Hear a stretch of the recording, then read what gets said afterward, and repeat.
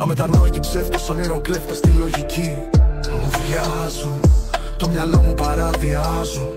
Την αλήθεια μπαζώνουν και συσπαθώνουν. Το τιμό ψεκασμένος παραβλαμμένος. Έλληνας είμαι στην πατρίδα μου ξένος. Εξουσίες διορισμένες στην καρέκλα γερά καρφωμένες. Εντούλες εκτελούν, έργο επιτελούν. Όλα τα αλλοιώνουν, ακόμα και τον ίδιο τους τον εαυτό ακυρώνουν.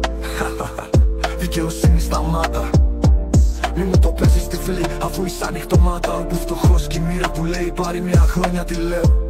Και δεν είναι ουτοπία, λαό με λένε το ξέρω κοιμάμαι. Λαό με λένε δεν το κρύβω φοβάμαι. Τραβάω sorry, μα όταν ξυπνήσω κάντε όλοι πίσω. Των αγγέλων το αίμα θα ξεπλύνει το ψέμα. Τα σκοτάδια που φτιάχνετε δεν σκοτώνουν το φως. Σας μιλάω δεν μ' ακούτε, μη με υποτιμάτε. Έχω πάρει πολέμους, εγώ.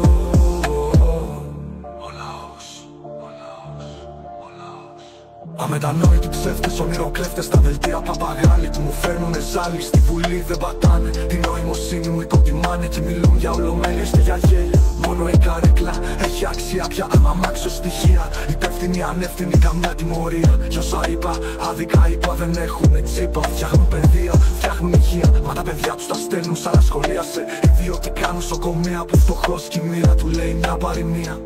Λαό με λένε το ξέρω κοιμάμαι. Λαό με λένε δεν το κρύβω φοβάμαι. Τραβάω sorry, μα όταν ξυπνήσω κάντε όλοι πίσω.